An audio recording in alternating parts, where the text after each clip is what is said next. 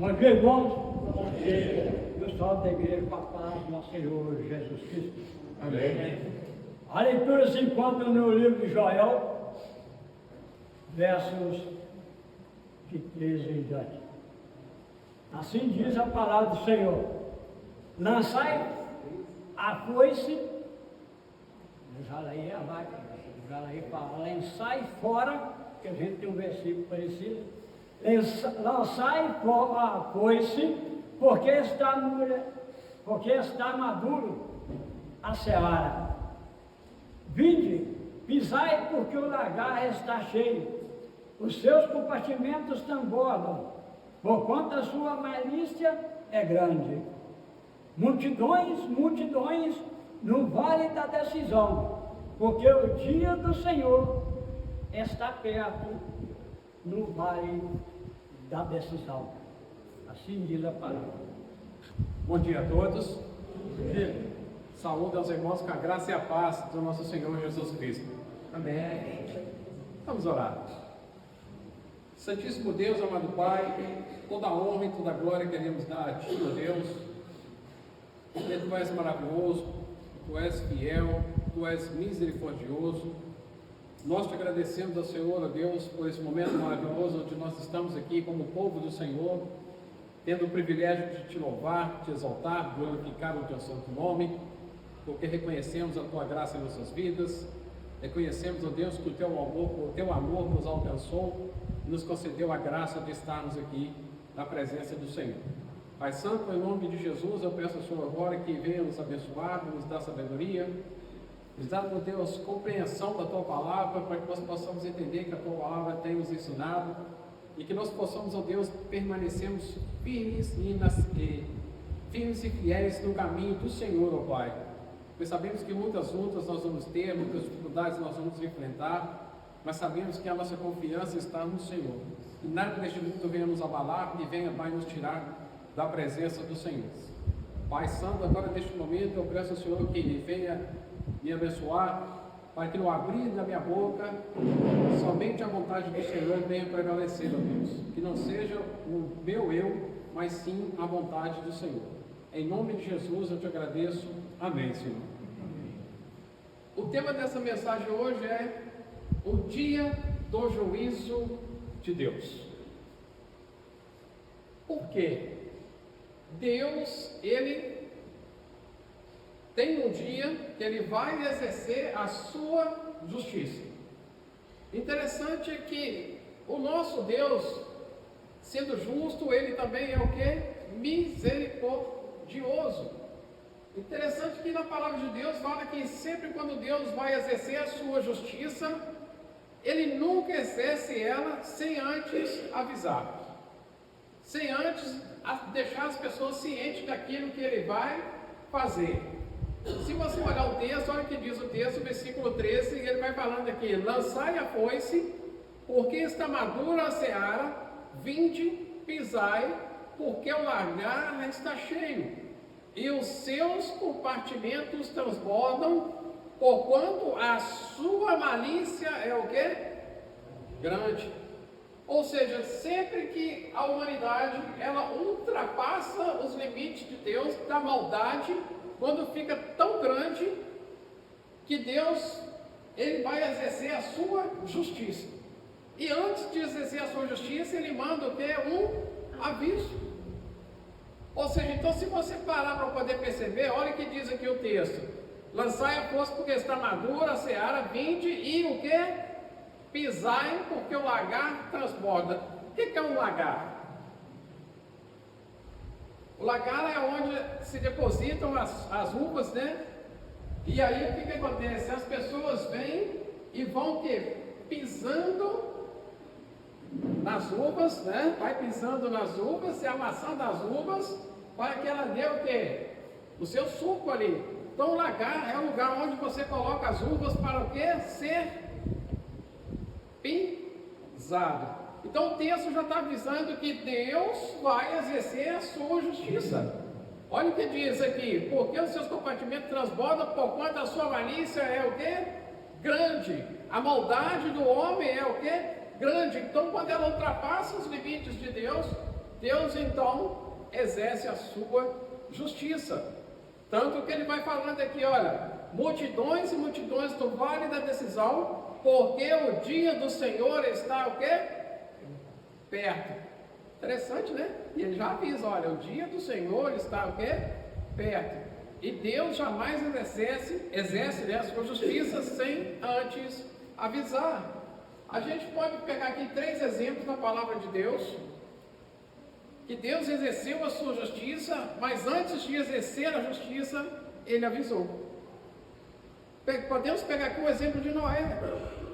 Quando a maldade do povo estava tão grande, que Deus então resolve dar cabo da humanidade, por causa da maldade do homem, o que Deus faz? Deus pega ali Noé, manda Noé construir a arca, e Noé durante 120 anos, construindo a arca, sendo obediente a Deus, mostrando a sua obediência a Deus, e as pessoas vendo aquilo ali, né, Noé pregando para aquele povo durante 120 anos, e o povo que não se converteu, e aí o que acontece? Quando Noé entrou para dentro da arca, Deus fechou a porta e ele exerce então a sua justiça. Mas antes de exercer a justiça, o povo teve 120 anos para o quê? Se arrepender. Noé foi obediente a Deus ali, cumprindo o mandamento de Deus, e as pessoas vendo Noé cumprindo o mandamento de Deus, e ninguém se arrependeu. E Deus então exerce a sua justiça. Nós podemos também ver o exemplo de Sodoma e Gomorra, uma cidade extremamente mal aos olhos de Deus, praticando aquilo que Deus abominava, e Deus permitiu que o seu servo Ló vivesse ali no meio, durante anos, um homem íntegro e justo, que a palavra de Deus diz, temente a Deus, com exemplo de vida, viveu ali naquela cidade, mostrando o amor de Deus, e ninguém se arrependeu. Ninguém se arrependeu. Nem mesmo os noivos das suas filhas. E aí o que acontece? Deus então tira Ló e sua família de lá e exerce a sua justiça. Outro exemplo também que nós podemos ver é sobre a cidade de Nínive. Nínive era um povo extremamente mau, um povo ruim. E Deus manda Jonas ir lá pregar para aquela cidade. E o que acontece? O povo ouviu a palavra de Deus. O povo ouviu. E o povo então se arrepende. E Deus então deixa de exercer a sua justiça e exerce a sua misericórdia. O interessante é que Deus sempre avisa: vou exercer a minha justiça. E o homem tem tempo para se arrepender. E quando o homem se arrepende, Deus então exerce a sua misericórdia. Por quê? Olha que interessante. Abram comigo as suas Bíblias no livro de Atos, capítulo 17, versículo 30.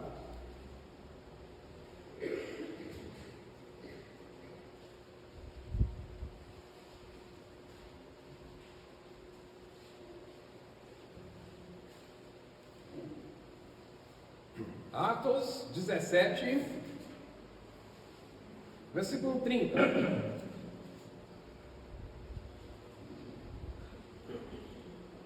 Ora, não levou Deus em conta os tempos da ignorância. Agora, porém, notifica aos homens que todos, em toda parte, o quê? Se arrependam.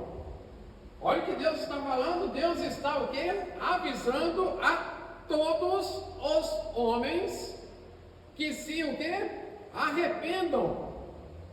Olha o que ele fala aqui. Agora, porém, notifica aos homens, avisa a todos para que se arrependam, porquanto estabeleceu um dia em que há de julgar o mundo com justiça, por meio de um varão que destinou e acreditou diante de todos, ressuscitando dentre os mortos.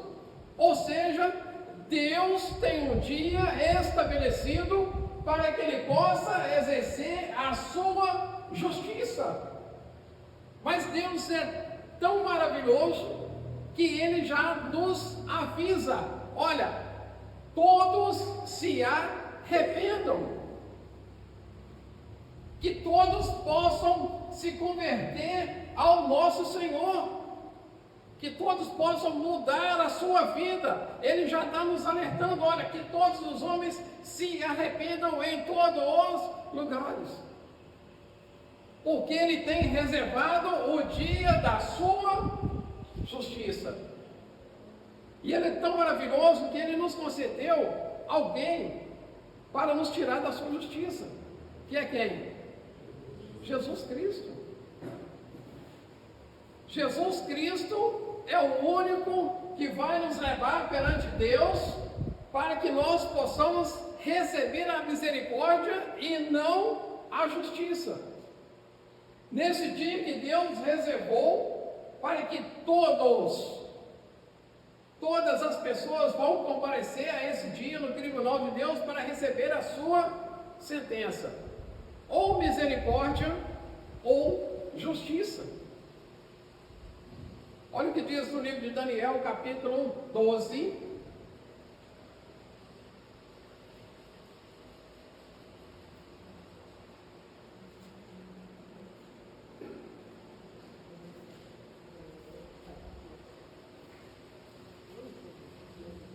Daniel, capítulo 12, versículo 1.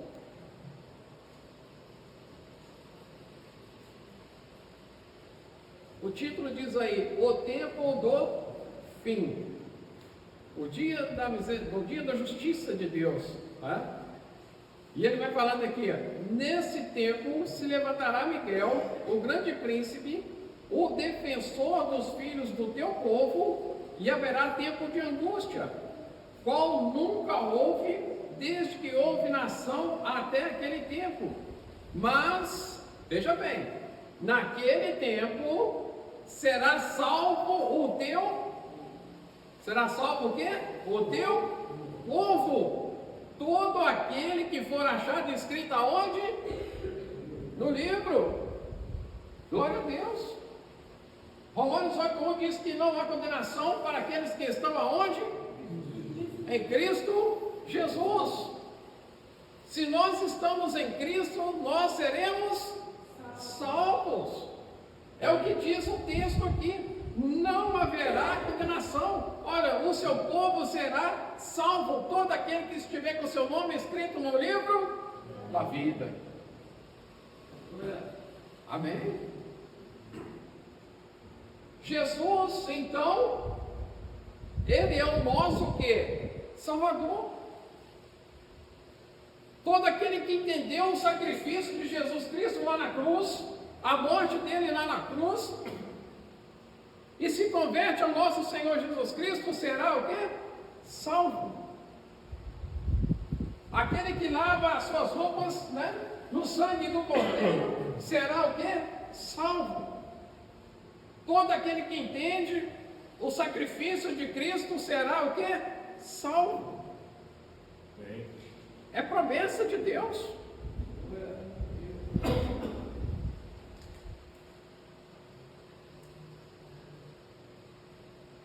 É promessa do nosso Deus. É o que está escrito aqui. Aquele que estiver com o seu nome escrito no livro será o quê? Salvo. Olha o que diz o versículo 2: muitos dos que dormem no pó da terra ressuscitarão, uns para a vida eterna e outros para a vergonha e horror eterno. De que lado você quer estar? De que lado nós queremos estar? Da vida eterna. Não é isso? Nós queremos estar aonde? Do lado da vida eterna. 1 Coríntios 10:12 diz assim: aquele que que pensa que está de pé, veja que não. Deus nos alertando. A palavra de Deus nos alertando. Para que nós possamos estar o quê? Em pé diante do Senhor. Para que nós possamos estar com nossos pés alicerçados na rocha que é Cristo. Porque se eu cair, se eu abandonar o barco, se eu abandonar o nosso Senhor Jesus Cristo, de que lado eu vou estar? A morte eterna. Porque dizem que muitos dos que dormem no pó da terra ressuscitarão, uns para a vida eterna e outros para a vergonha e horror eterno. Ou nós estamos de um lado, ou nós estamos do outro. Por isso que a palavra de Deus é viva e verdadeira, né? Ela nos alerta. Olha, aquele que pensa que está de pé, veja para que não caia. Nos instruindo, nos alertando para que nós não venhamos cair. Porque se eu e você cair, olha o que nos aguarda. Hebreus capítulo 10.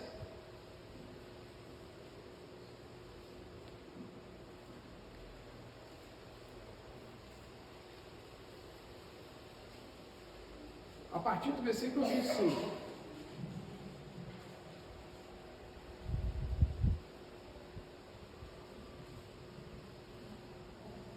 Hebreus 10, a partir do versículo 25. A palavra de Deus já nos alerta, olha, esteja atento para que você não caia. Versículo 25. Não deixemos de congregar.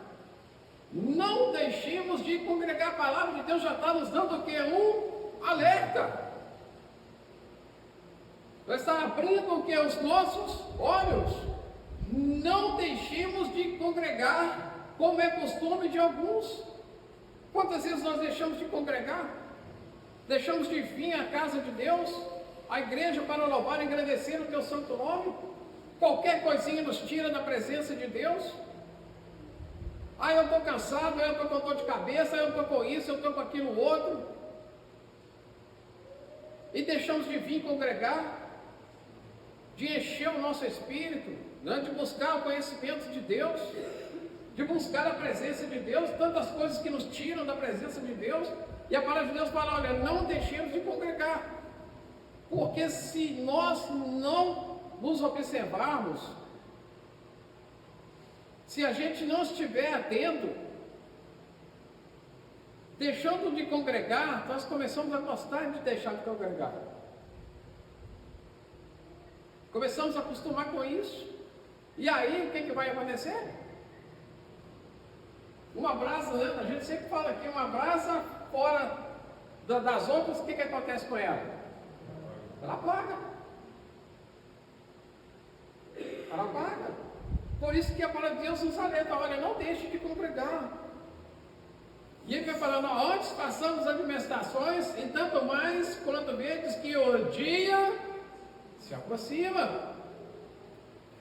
26. Porque se vivemos deliberadamente em pecado, depois de termos recebido o pleno conhecimento da verdade, já não resta mais o que? Sacrifício pelos pecados. Olha o perigo que corremos. Se vivemos deliberadamente em pecado, ou seja, se voltarmos a ter aquela vida que tínhamos antes, de conhecer o Evangelho da nossa salvação, de conhecermos o nosso Senhor Jesus Cristo, de entregarmos a nossa vida no caminho do Senhor, nós voltarmos a viver uma vida que não agrada a Deus, uma vida de pecado, transgredindo a palavra do nosso Deus. Olha o que vai dizer aqui. Já não resta o quê? Sacrifício pelos pecados. Pelo contrário, certa expectação horrível de juízo e fogo vingador, prestes a consumir os adversários. Então veja bem, irmãos, olha o perigo. se nós deixarmos de congregar, se nós deixamos nos envolver novamente em uma vida de pecado, voltar ao tempo da ignorância, voltar àquele tempo que nós vivíamos de qualquer maneira e de qualquer forma, sem temor a Deus, vivendo vida de pecados. Olha o que diz aqui: certa expectação horrível de juízo. Deus vai exercer sobre você a sua justiça. E ele fala: e fogo vingador prestes a consumir os adversários. Ou seja, se nós estamos em comunhão com Deus, nós somos o que de Deus? Filhos. Mas se eu deixar essa comunhão, se eu abandonar a Cristo, eu vou passar a ser o quê? O quê? Adversário. Por quê? Porque eu vou estar do lado do inimigo de Deus. Eu vou passar a ser o quê? Adversário de Deus. E não queira ser. Não queira ser um adversário de Deus. Porque olha o que vai dizendo aí. Pela lei, olha a comparação que ele faz aqui com a lei. Sem misericórdia, morre pelo depoimento de 2 ou 3 testemunhas quem tiver rejeitado a lei de Moisés.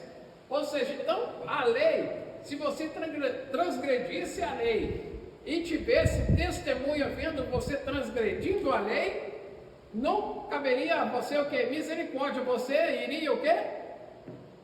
Morrer. Ou seja, então a lei não exercia misericórdia, você morria. Então o que ele fala? Que ele faz uma comparação com a lei. Presta atenção. De quanto mais severo castigo julgais vós, será considerado digno aquele que calcou os pés o Filho de Deus. Então veja bem, se a lei matava a testemunha de pessoas, você imagina quando você desprezar Deus. Olha o que diz aqui: de quanto mais severo castigo julgais vós, será considerado digno aquele que calcou os pés do Filho de Deus, ou seja, aquele que desprezou o Filho de Deus. O castigo será ainda muito maior, porque você está desprezando o sacrifício de Cristo lá na cruz. E ele vai falando aqui: e profanou o sangue da aliança, com o qual foi santificado, e ultrajou o Espírito da graça. Presta atenção. E profanou o sangue da aliança, com o qual foi santificado, e ultrajou, ou seja, e rejeitou o Espírito da graça. O que você espera receber? Se você desprezar o Filho de Deus, se você profanar o sangue de Cristo, e se você rejeitar o Espírito da graça, o que nós vamos receber? O que você espera receber? O que nós esperamos receber? Olha o que vai falando. Ora, nós conhecemos aquele que disse: a mim pertence a vingança, e eu retribuirei. E outra vez, o Senhor julgará quem? O Senhor julgará quem? O seu povo. Não pense você que você não vai comparecer no tribunal. Nós vamos comparecer.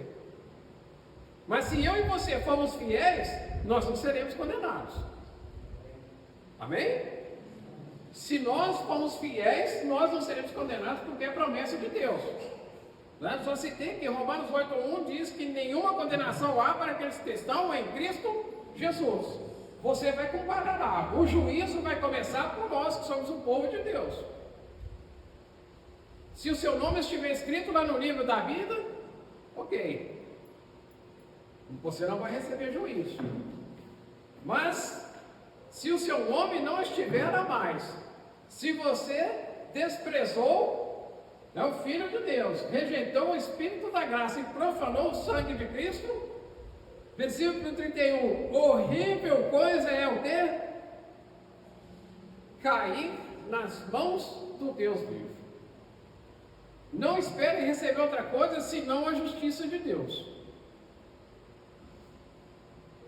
Não espere, porque Deus é justo. E Ele determinou um dia onde Ele vai exercer a sua justiça. E de que lado nós queremos estar? Eu espero que todos nós estejamos, do lado da salvação. Eu quero ver todos vocês lá. Amém? Quero ver todos lá. Mas do lado certo. Do lado da misericórdia de Deus e não da sua justiça. Porque aqui está falando que horrível coisa é cair nas mãos do Deus vivo. Versículo 37, para poder encerrar. Porque ainda dentro de pouco tempo, aquele que vem, o que diz aqui?